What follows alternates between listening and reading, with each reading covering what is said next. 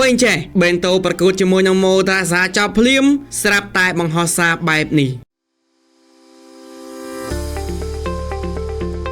ព័ត៌មានរៀងរាល់ម៉ោងនាំមកជូនលោកអ្នកដោយ CSB Sport Official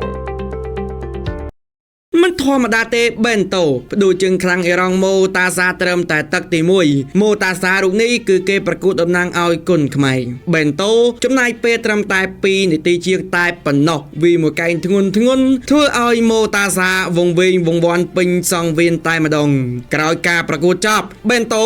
បានបង្ហោះសារមួយនេះធ្វើឲ្យអ្នកគាំទ្រគុនខ្មែរប្រតិកម្មយ៉ាងខ្លាំងសំណេរមួយនោះមានខ្លឹមសារបែបនេះថាលើកទី1ខ្ញុំមិនដែលភ្លេចទេខ្ញុំបានទទួលយកការប្រកួតប្រដាល់មួយថៃជាមួយកង MMA អ្វីដែលខ្ញុំត្រូវការនោះគឺប្រាក់រង្វាន់